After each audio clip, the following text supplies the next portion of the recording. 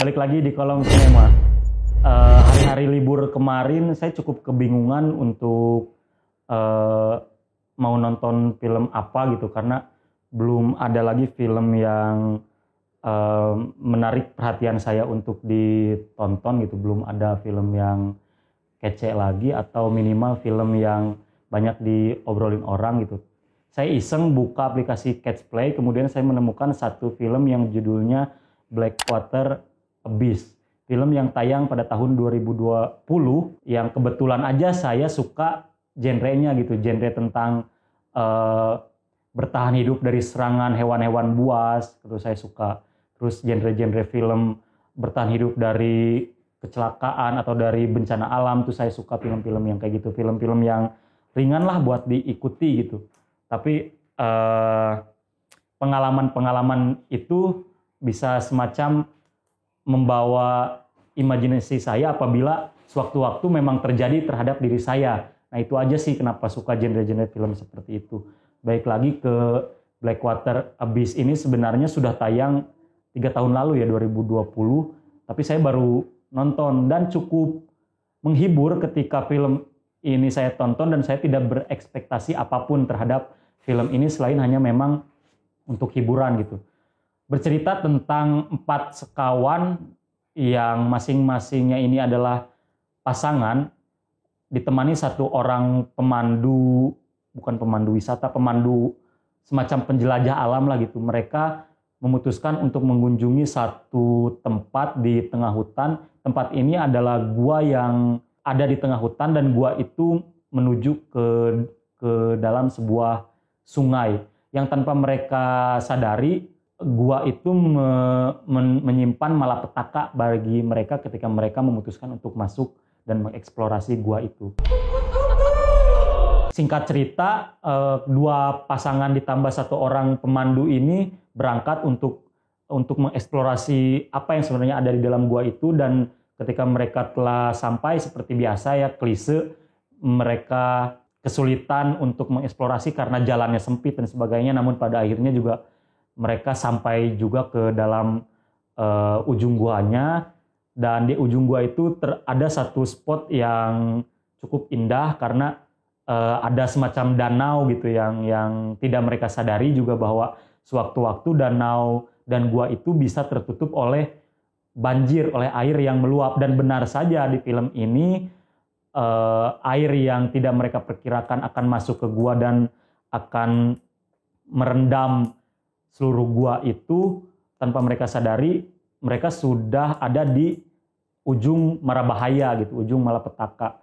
Air mulai masuk ke dalam gua mereka dan pintu masuk yang mereka gunakan tadinya untuk menyusuri gua itu tertutup oleh air, dan pada akhirnya mereka tahu bahwa di gua itu, di dalam danau yang ada di hadapan mereka itu ternyata sudah ada penunggunya, yaitu seekor buaya yang dikatakan cukup besar, mampu memangsa seorang atau 2 orang manusia secara sekaligus.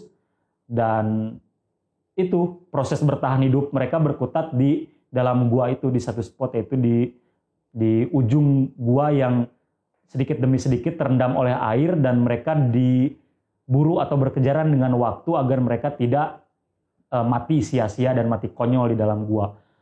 Memang tidak ada pilihan dan keputusan lain yang bisa diambil selain mereka harus kembali menyelam dan balik lagi ke pintu awal mereka masuk. Dan benar lagi saja, pintu masuknya sudah tertutup oleh air, dan ketika mereka balik lagi ke gua itu, 1 orang di antara mereka diterkam buaya. Biasalah gara-gara kaki nyangkut, kemudian ditinggal oleh temannya, dan akhirnya 1 di antara mereka tewas dengan cara yang mengenaskan gitu, dengan cara diterkam oleh buaya.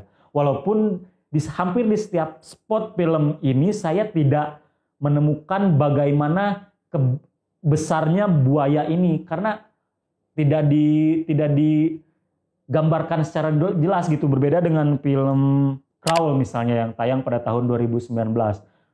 Buayanya kan digambarkan sebagai hewan yang benar-benar buas dengan ukuran yang besar dan siap memangsa kapanpun. Tetapi di film Blackwater Abyss ini buayanya tidak digambarkan secara jelas bahwa ini adalah hewan buas yang besar yang bisa menerkammu sewaktu-waktu. Karena hanya siluet buayanya dan juga kepala buayanya yang ada di permukaan air, itu saja. Dan beberapa scene yang buayanya tiba-tiba menerkam itu juga hanya menunjukkan mulutnya saja, tidak menunjukkan bagaimana ukuran buaya ini sehingga benar-benar mengintimidasi orang-orang yang ada di gua ini. Dan akhir dari film ini dibalut oleh sedikit plot twist tentang percintaan. Ternyata ada perselingkuhan antara dua pasangan yang masuk ke dalam gua ini. Ya itu tipis banget gitu, dibahasnya benar-benar tipis, hanya 5-7 menit di akhir film.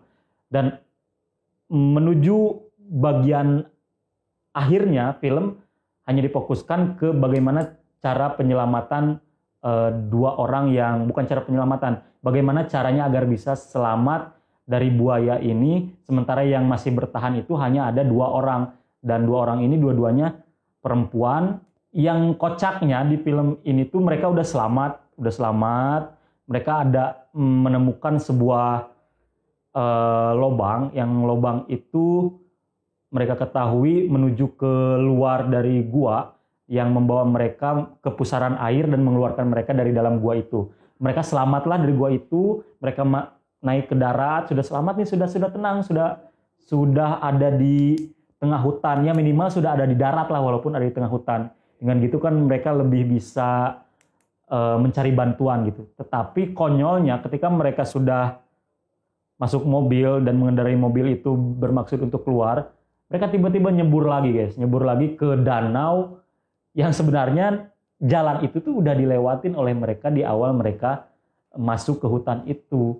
Mereka dengan nggak tahu alasannya apa tiba-tiba nyebur lagi ke danau itu dan mobil mereka ngambang gitu. Mobil mereka ngambang lagi di danau itu, dan tiba-tiba buayanya udah ada lagi, udah siap. Kayaknya tujuan dari buaya ini benar-benar buat ngebunuh mereka aja gitu, buat ngebunuh mereka berdua. Karena kemanapun si 2 perempuan ini pergi, buayanya ada lagi gitu. Apalagi mereka kan mobilnya nyemplung lagi tuh ke danau, langsung ada lagi buayanya. Ada lagi buayanya. Dan singkat cerita, biasalah, ditutup dengan happy ending. Cerita-cerita genre semacam ini kan biasanya ada 1 atau 2 yang pasti selamat. Buayanya dengan mudah dikalahkan, walaupun memang dikalahkannya oleh senjata tajam, yaitu berupa senjata api yang mereka temukan di mobil, dan tiba-tiba mereka sudah megang senjata itu aja gitu, dan buayanya ditembak, mati, selamatlah mereka. Itu yang seperti saya bilang tadi, karena saya tidak berekspektasi apapun terhadap filmnya, ya bagi saya menghibur untuk mengisi waktu dan memenuhi ego saya karena menyukai film-film yang genrenya seperti ini. Walaupun film ini benar-benar dibalut dengan pembangunan karakter yang lemah, yang inkonsisten, kemudian ya enggak itu aja, enggak lekat gitu, enggak melekat di benak kita, dan enggak timbul perasaan iba ketika melihat mereka kocar-kacir kesana kesini berlarian, berenang-renang untuk menyelamatkan hidupnya gitu ya. Kita asik aja, malah saya pribadi berharap mereka diterkam semua oleh buayanya gitu, karena sama sekali enggak ada perasaan empati yang timbul ketika melihat mereka dikejar-kejar buaya, ya gara-gara itu pembangunan karakternya yang lemah dan plot twistnya yang biasa aja, yang hanya di reveal 5-7 menit di dalam filmnya. Tapi saran saya teman-teman kalau menonton film ini, ya sama seperti saya, turunkan ekspektasinya serendah mungkin, ikuti saja alurnya kemana, dan nikmatilah kejar-kejaran antara buaya dengan para manusia ini. Itu kawan-kawan, bisa ditonton di Catchplay dan gratis di Catchplay itu. Itu yang bisa saya bahas terkait film Blackwater Abyss ini. Kawan-kawan kalau udah nonton silahkan komentar apakah kira-kira setuju dengan saya atau justru nggak setuju, boleh aja. Jangan lupa like dan subscribe juga konten-konten yang ada di Langgam Pustaka TV. Sampai jumpa di konten-konten berikutnya. Terima kasih.